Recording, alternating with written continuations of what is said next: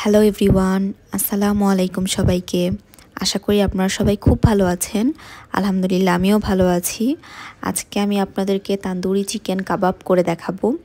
আমি ঘরে থাকা একদম সিম্পল উপকরণগুলো দিয়ে আমি এই কাবাবটা তৈরি করেছি আর আপনাদের সাথেও শেয়ার করেছি। আশা করি রেসিপিটি আপনাদের কাছে ভালো লাগবে।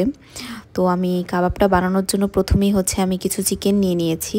তো চিকেনগুলো আমি একটা কাঁটা চামচের সাহায্যে একটু ছিদ্র করে দিচ্ছি, যাতে যখন মেরিনেট করব মেরিনেশনটা যাতে একটু প্রপারলি হয় তার জন্য।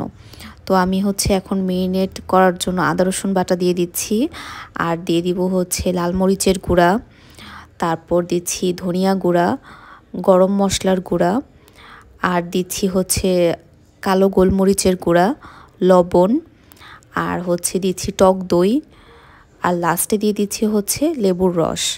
তো সব কিছু দিয়ে এখন আমি চিকেনটাকে খুব ভালোভাবে মেখে নেব। আমি হাতের সাহায্যেই মেখে নিয়েছি। আপনারা ট্রাই করবেন এখানে হাতটাই ব্যবহার করার জন্য। হাতের সাহায্যে যদি আপনি মেখে নেন তাহলে আপনার মেরিনেশনটা খুব ভালোভাবে হয়, আর মশলাগুলো চিকেনের গায়ে ভালোভাবে লেগে থাকে। তো আমি চিকেনটা 2 ঘন্টার জন্য মেরিনেট করে রেখে দেব। আমি নর্মাল ফ্রিজে রেখে দিয়েছিলাম, আর তারপর আমি 2 ঘন্টা পর বের করে নিয়েছি। তো বের করে নিয়ে আমি এর মধ্যে সরিষার তেল দিয়ে দিয়েছি। সরিষার তেল দিয়ে আমি আবারও কিছুক্ষণ মেখে নিয়েছি।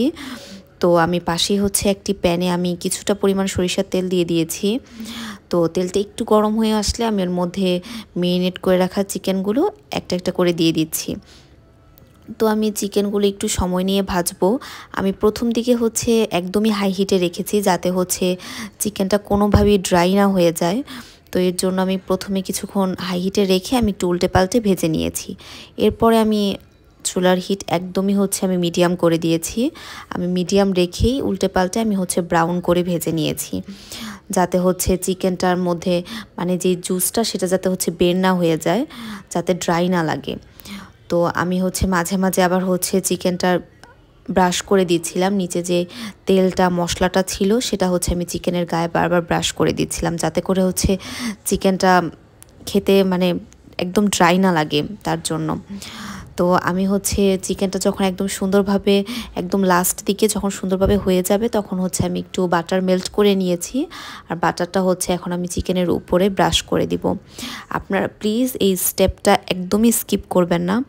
এই স্টেপটার জন্য চিকেনটা খেতে খুবই বেশি মজা হয়, খুবই ফ্লেভারফুল লাগে চিকেনটা খেতে। আর চিকেনটা এখন একদমই হয়ে গিয়েছে। আমি পাশেই একটা কয়লা চুলার মধ্যে দিয়ে দিয়েছি। কয়লাটা একদম ভালোভাবে গরম করে আমি একটা বাটির মধ্যে কয়লাটা দিয়ে এর উপরে একটু তেল দিয়ে দিয়েছি। তো এখন আমি একটা ঢাকনার সাহায্যে ঢেকে দেব, আর যে ছিদ্রটা আছে সেটা আমি একটা লং দিয়ে ঢেকে দিয়েছি। তো আমি 10-15 মিনিটের মতো রেখেছি। তো এরপরই আমি ঢাকনাটা খুলে ফেলেছি। তো ঢাকনাটা যখন আমি ওপেন করেছি তখন এত সুন্দর একটা ফ্লেভার আসছিল। এটা যদি আপনারা ট্রাই না করেন তাহলে কখনোই বুঝবেন না। আমার খাওয়া না, শুধু আমার ফ্যামিলির খাওয়া ওয়ান অফ দ্য বেস্ট কাবাব ছিল এটা। আমি আবারও এটা ট্রাই করব। আমার বাসায় এটা কতদিন পরপরই করা হয়, কারণ সবাই এটা খুব পছন্দ করে খেতে। আপনারাও যদি কেউ ট্রাই করে থাকেন আমার সাথে অবশ্যই শেয়ার করবেন আপনার এক্সপিরিয়েন্স বা আপনার কেমন লেগেছে কাবাবটা। আমি আশা করি আপনি নিরাশ হবেন না, আপনার কাছেও ভালো লাগবে কাবাবটা খেতে। তো আপনাদের সাথে দেখা হবে নতুন কোনো ভিডিওতে, নতুন কোনো রেসিপি নিয়ে।